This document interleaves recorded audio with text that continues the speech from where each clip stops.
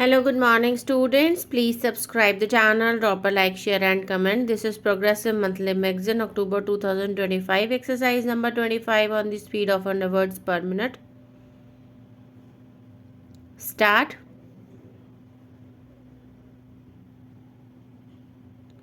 Mr. Deputy Speaker, sir, I think the House will agree with me that the Health Minister, while piloting this bill to us, made a very brilliant and studied presentation and explanation on the various provisions of this bill, and I wish to join other honorable members in congratulating warmly the Health Minister for the initiative and imagination with which he has been dealing with this terrible problem. This is a good measure in the right direction because of the fact that several of the honorable members who have spoken before me have touched on the various aspects of the law. I would rather view this piece of legislation more from human and philosophical angles than from a purely legalistic angle. A piece of legislation such as this, which is a social economic legislation, obviously is to be preceded by public opinion and backed up too by public opinion. I understand that it is only the pressure of the public opinion which has compelled government to proceed in the right direction, and they have rightly gone, but it is the continuous pressure of public opinion which will make the government find out what are the effective ways and provisions in the legislation and what are the defective things which can be later on removed by further amendments. I hope the government will have a constant eye on how the public opinion reacts to the various legal and penal provisions contained in this measure. The post war period, particularly since 1945, has been a period of tremendous advances in science and technology, but the trouble is that though science and technology have advanced, that advance is unaccompanied by an equally good advance in spirituality and truth. When science and technology, unaccompanied by spirituality and truth, go ahead, they create havoc sometimes, and one of the havocs created is what we see today, this adulteration in the spheres of food articles, drinks, etc. This unsocial attitude and profiteering mentality, about which the minister made a very right reference in the beginning of a very small minority, has a tremendous impact on a big majority, I should say the entire nation. These unsocial and antisocial attitudes and activities have to go, but they cannot be vanished merely by legislation.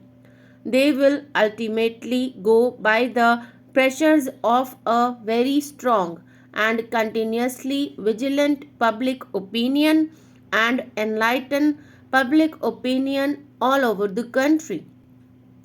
As I said, I was going to view this piece of legislation from a philosophical angle. I feel that today ours is not only an atomic age, this is also an age of indifference. Coupled with that, we now see that it is the age of adulteration, pollution, an age of abject pollution. We find that citizens, even when their interests are concerned, are not interested in trying to eradicate those diseases or those danger or defects. Ultimately, the state cannot do beyond a certain point. It is the citizens' rightful vigilance and active involvement which can really do a lot in terms of eradicating some of these social evils. Do we find adulteration only in food articles or only in drinks? I dare say adulteration and pollution are found these days in each and every field. Take the political field, the economic field, the social field, the educational, cultural, literary, and even religious fields.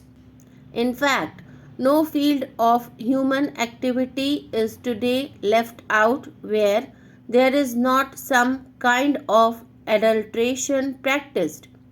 The trouble, therefore, is that when we are sitting in judgment over those food adulterators, we are forgetting that in every walk of life where we have certain things to protect or inject into human activity, we are also responsible for a number of such crimes of adulteration.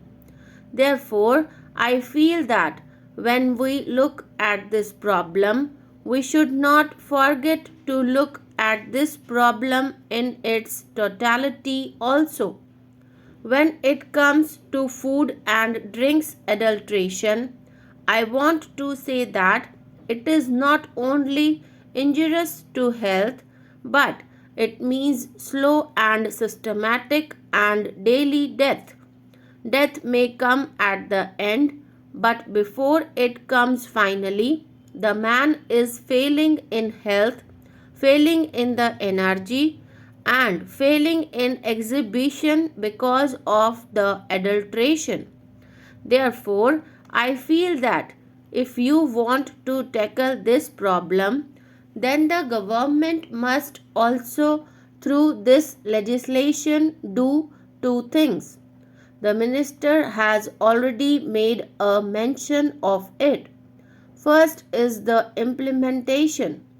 Implementation must be quick and speedy, and we must guard against possible increase in corruption also because, after all, when the state's machinery or any machinery for that matter has to implement, we must not empower that machinery with such powers that the honest and the innocent are harassed. I know the minister himself said in the beginning that undue punishment and harassment will not be done to honest traders in this regard. Therefore, I want that the implementation should be quick and at the same time proper safeguards should be there to see that corruption does not creep in a greater amount.